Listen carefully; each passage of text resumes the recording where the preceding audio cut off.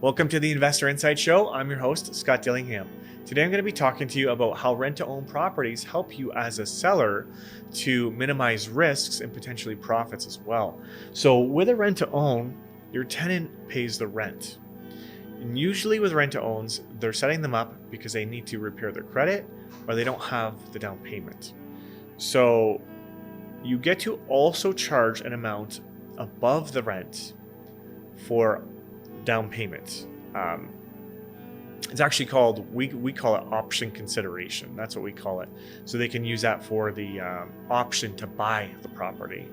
You want to be careful with your wording here, because if you use the wrong wording and you go to tribunal, they might think that that is actually the rent and it could throw things off for you.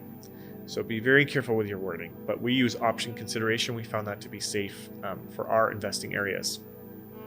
So from there, you get to sell the home at a future value. So you get to pick the value.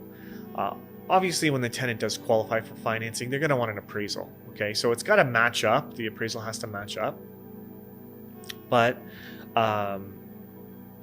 if it does, then you're good, right? So you know you're selling the home at X value.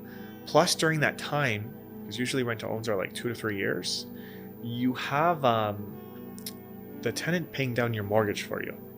So you make money in a lot of different ways.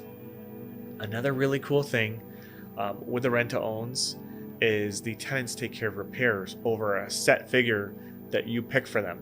Now, normally in a lease, like just a rental, you can't do that.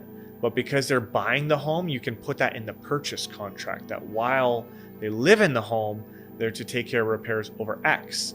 And because it's part of the purchase agreement, it becomes more legally binding than if it's in the lease agreement. So I hope this helps. If you like this video, please subscribe, hit the bell for notifications, and down below will be a bunch of links. The first link will be an article which has a lot more details on this topic, and the other links are free investor tools and resources for you. Enjoy.